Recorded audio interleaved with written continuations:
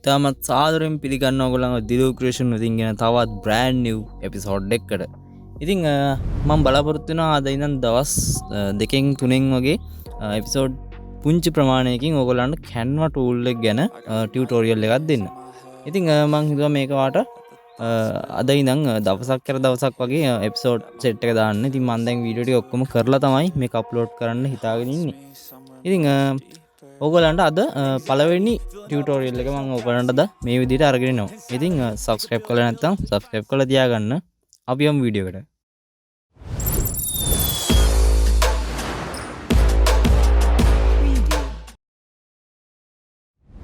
හරි ඕගොල්ලන්ග ඉස්සෙල්ලම කරන්න ඕනේ Canva tool එක download කරගන්න ඕනේ.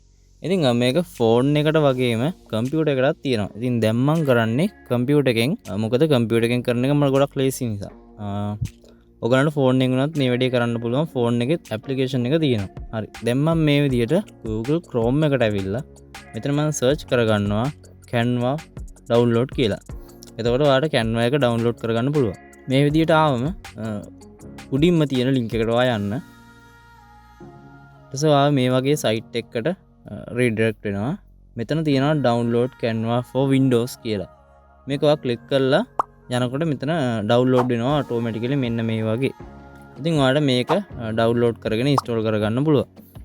දැන් මම මේක download කරලා install කරලා තියෙන නිසා මම මේක දැනට cancel කරනවා. ඔයගලන්ට පුළුවන් සාමාන්‍ය විදිහට මේක install කරගන්න. දැන් මම ඔයාලට පෙන්නන්නම් කොහොමද මේක install කරන්න කියලා. මේ තියෙන මගේ Canva setup එක. ඉතින් මම මෙහෙම double click කරලා මේක administrator හරහා run කරගන්නවා.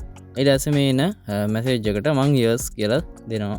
හරි ඊට පස්සේ ඔයාලට පේන්නේ නැති මෙන්න මේ වගේ Canva එක install වෙන්න පටන් ගන්නවා. ඉතින් මගේ මේ දැනට මේ අහන්නේ මගේ මේ okay කරන්න කියලා වටනේ ඒ වැටුනේ මේ මම දැන් Canva එක open කරලා තියෙන්නේ ඒකයි එහෙම වැටුනේ. සාමාන්‍යයෙන් ඔයාගේ එහෙම වැටෙන්නේ නැහැ. ඔයා මේක double click කර ගමන් automatically install වෙනවා. හරි මේක install වෙලා ඉවර වුණාට පස්සේ ඔයා Canva tool එක automatically open වෙනවා. ඉතින් දැන් මම මෙන්න මේ විදිහට මගේ Canva එක tool එක මේ වගේ open කරගත්තා. ඉතින් දැන් ඔයාට පුළුවන් මේක ඔයාගේ account එකක් දාලා sign in වෙන්න. ඒක කරන්නේ මෙහෙමයි. දැන් මම මගේ account එකකින් sign in වෙලා ඉන්නේ දැනටමත් මම මේකෙන් දැන් sign out වෙනවා. හරි ඉතින් ඔයා මේක මුල්ම වතාවට ඕපන් කරන කෙනෙක් නම් ඔයාගේ මෙන්න මේ වගේ ඩෑෂ්බෝඩ් එකකට තමයි ඔයාව එන්නේ. මේ වගේ වෙල්කම් ස්ක්‍රීන් එකට ආවට පස්සේ මෙතන තියෙනවා continue in web browser කියලා. මේක ක්ලික් කරාට පස්සේ මෙන්න මේ වගේ ඔයාව browser එකෙන් ඕපන් වෙනවා. ඕපන් වුණාට පස්සේ ඔයාට සිද්ධ වෙනවා මෙතනින් ඔයාගේ account එකට log වෙන්න. ඉතින් මෙතන තියෙනවා මගේ නම් login with different account කියලා තියෙනවා යට. ඒ කියන්නේ වෙනත් Gmail එකකින් log වෙන්න කියලා තියෙන්නේ. ඉතින් ඔයාලට පුළුවන් මේ වෙබ්සයිට් එක හරහා මෙතනින් login වෙන්න. මම දැන් මේ විදිහට login වෙනවා.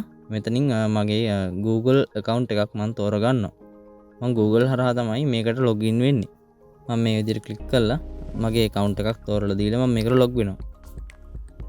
හරි ඉතින් එහෙම log වුණාට පස්සේ මෙන්න මෙතන තියෙනවා yes continue to Canva කියලා. ඉතින් මේක දුන්නාම මේ වගේ pop up window එකක් එනවා. ඒ වින්ඩෝ එකේ තියෙනවා open Canva කියලා මෙන්න මේ බටන් එක ක්ලික් කරන්න. එතකොට ඔයාගේ කම්පියුටර් එකේ ඉන්ස්ටෝල් කරගත්තු Canva app එක හරහා මේක login වෙනවා.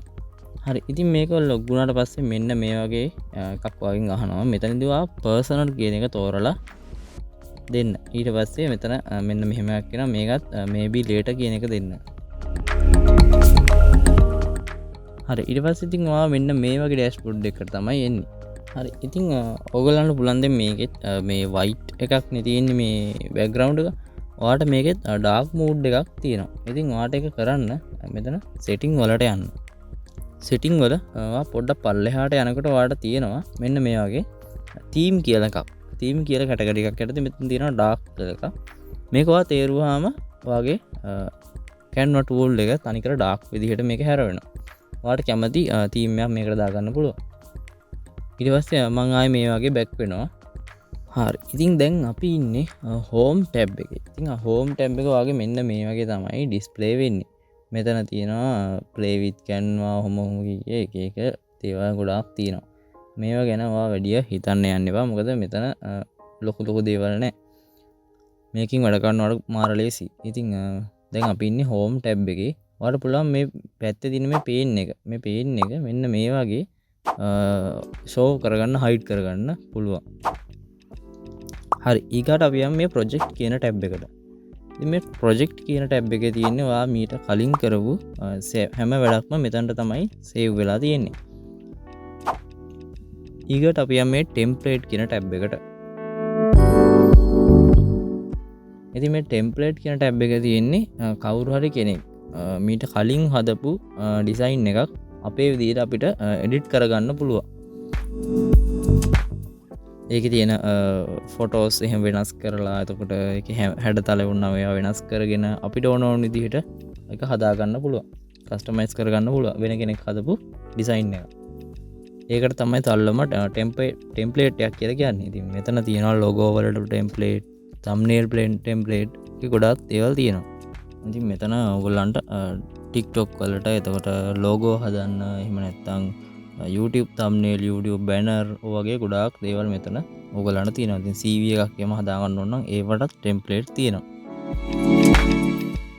ඉතින් මෙන්න මේකේ ටිකක් මාරම ලස්සන ලෝගෝ එහෙමත් මේකේ තියෙනවා. ඔයගොල්ලන්ට කැමති විදිහට මේ මාරම් edit කරගන්න තමයි තියෙන්නේ. ඒ වගේම ඔයාලට තේරෙනවාද මෙතන උඩ තියෙන පොඩි සර්ච් බාර් එකක්.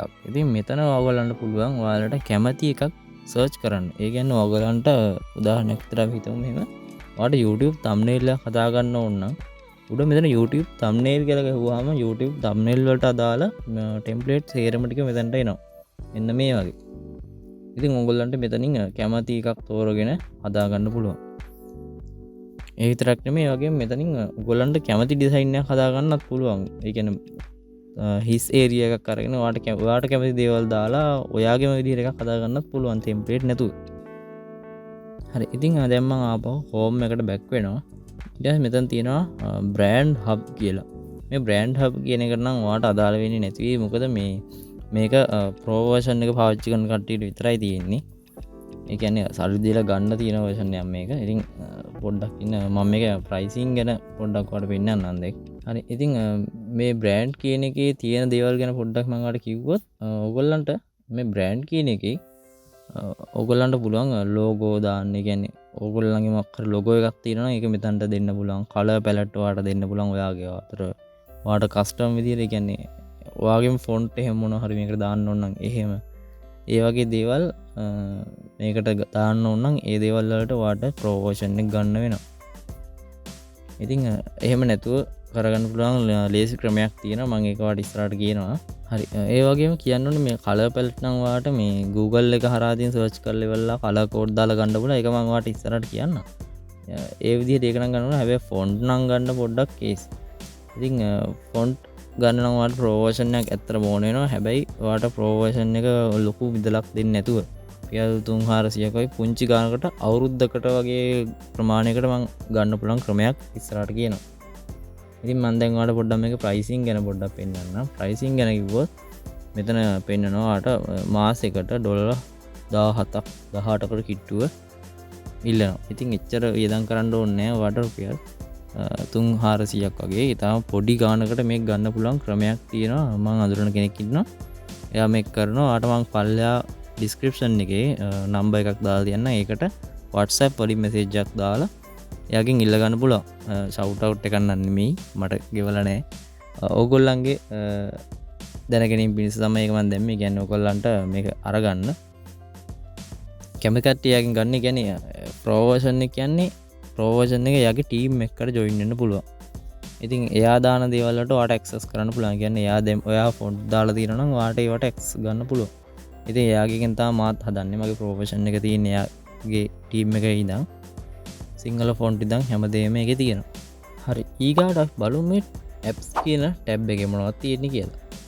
හරි. ඉතින් මේ apps කියන ටැබ් එකේ තියෙන්නේ නම් ඕගොල්ලන්ට AI tool එතකොට වීඩියෝ AI tool තියෙනවනේ. අර වීඩියෝ ජෙනරේට් කරන tool වගේ මම මේ DID ගැන නම් කලින් කරලා තියෙනවා වීඩියෝ එකක්. පොඩ්ඩක් ඒක බලන්න.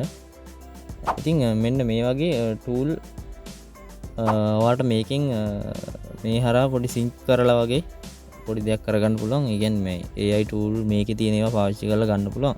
එනකොට ඒවා ගැන වැඩි හිතන්න එපා. ඒවා සංකීර්ණ වැඩි. ඒවා කරන්න යන්න එපා.